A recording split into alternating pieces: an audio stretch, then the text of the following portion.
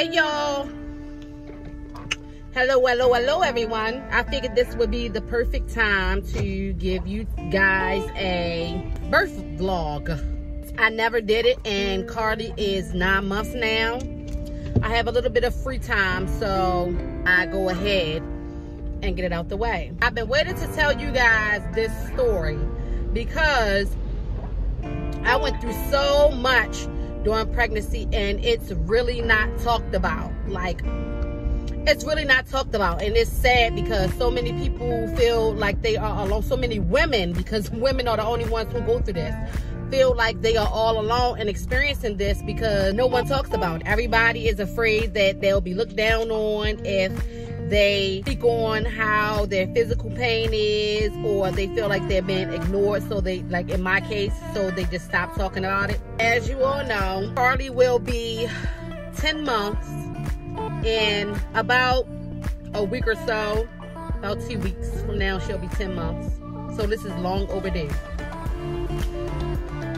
My physical pain started about, I'm going to say, 2 months into pregnancy, and I'm very in tune with my body. I'm one of those women, like, if anything is wrong, I will know. I knew that I was pregnant because of the pain that I felt. Automatically during pregnancy, I feel the expanding of my uterus in preparation to hold and carry baby. So I was really sick, like really sick. I couldn't eat anything. I tried so hard. I tried ginger, I tried peppermint, I tried a lot of these things that people tell you to try, and it seemed like I was getting no relief. I started experiencing the pain. I was very sick. Okay, so I got no relief in the pregnancy with Carly, unlike Kaylee. With Kaylee, I was in so much pain. I was miserable, but then I had 3 graceful weeks, and I thought the pain was over, and she started dropping. Well, with Carly, it was the complete opposite. I had no relief at all, and I looked for up until the moment that she came out, the moment that I delivered.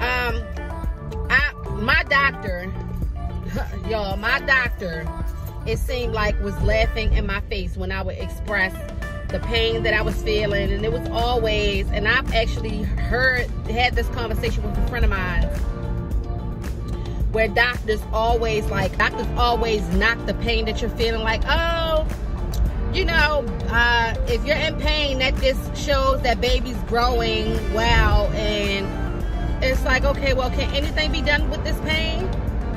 And then they always try to let you go naturally, even if you're overdue, which I was in the case of Kaylee, but with Carly, I was not.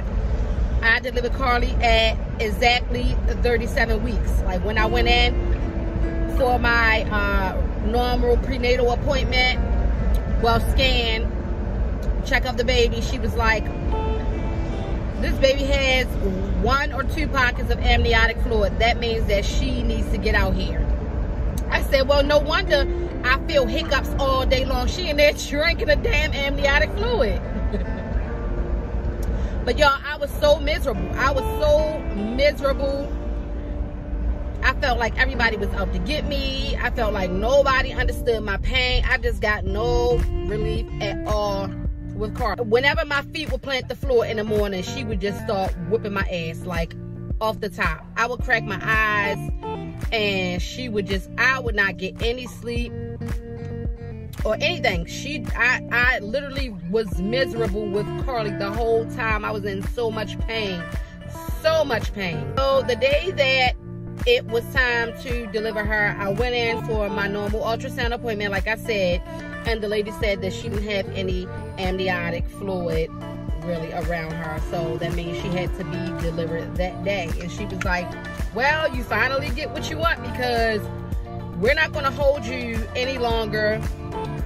She's in a safe zone, and we're just going to go ahead and let her come, because all signs are showing to she's ready to come. So she had not dropped yet, and she was still very much so high in my abdomen. And the pain of being induced, whew, let me tell you, that pain is one for the books.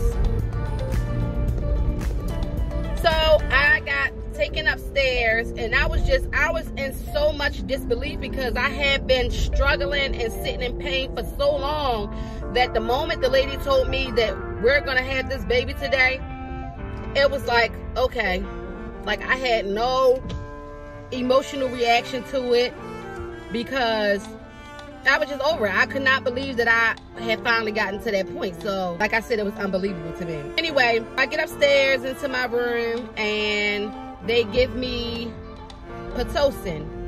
Okay, so let's backtrack. Carly tried to come early. Carly tried to, I went into labor at 6 months and 3 weeks. 6 months and 3 weeks, and it was on Halloween. I went into labor, did not know I was going into labor. I just know I felt pain that was forcing me to walk with my legs open. And I explained it to my aunt, who is a registered nurse, and she told me that I need to go get seen. So I went and got seen, and I ended up staying in the hospital for 4 days. They had to give me magnesium and a bunch of other stuff to stop my labor and monitor me after. And, you know, give me medicine, what shot was that? Not Pitocin. I'm not sure. I think I might be saying it right. I might be Pitocin. They had to give me, steroid shot to help Carly's lungs develop. Should she have still came early. It was just a lot. Anyway, I made it to 37 weeks. So I get up into my room, and they start me on the Pitocin to jumpstart my labor. And I had always saw women using that exercise ball, I guess you call it, to like get baby here. I never would have expected that I would be one. I thought they was doing that because they liked doing it. No, you did that because you were forced to do it. So they had the ball, they brought the ball in for me to use the ball. Little did I know, one leg, the ball would be in between my legs with me laying on my side. I was like bracing myself every time, or like bouncing one of my legs on the ball, because that was the only way it could alleviate some of the pain and I could get through that contraction. Those contractions were kicking my ass. I ended up using the ball, and I had this little saying, because I literally felt like after every contraction that I died. Like my body physically, it died. All life was sucked out of it. I would say she pees, she dies. So she pees was me having the contraction. And in the midst of me having a contraction, I felt like I was peeing on myself.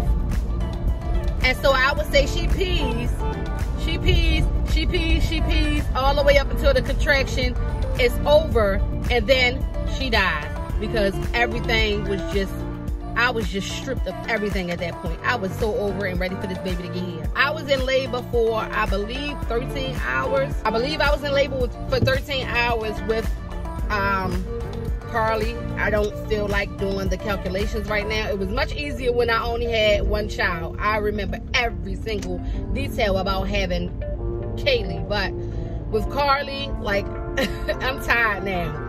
I can't do all those calculations, and my memory already sucks. So it was about 13 hours, and she finally, I went in the hospital. I think my appointment was at 8 o'clock in the morning, and I had her at 2:53 the next morning.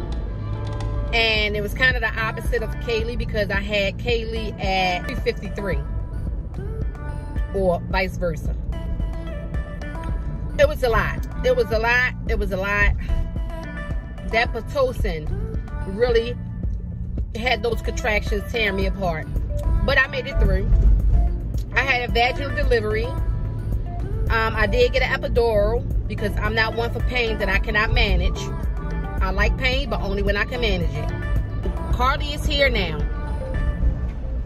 a couple weeks after, maybe 4 to 5, I was having some issues with my blood pressure readings whenever I would go to my prenatal appointment. Long story short, I ended up being admitted back into the hospital because I ended up having preeclampsia. That's pretty much how it went. I'm perfectly fine now.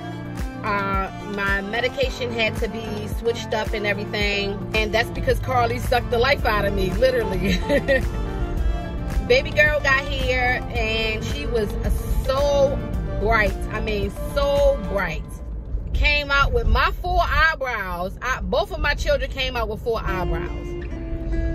But Carly was much lighter than Kaylee was. Kaylee was light, but Carly was like white with my eyebrows. So that is it. I met my beautiful baby girl, and now she'll be able to look back and be told the story of how she tore me apart. I got my ass whooped for the 2nd time. 2 and done. I hope y'all enjoyed this story. If you did, make sure you like, comment, and subscribe, and I'll see you guys on the next vlog.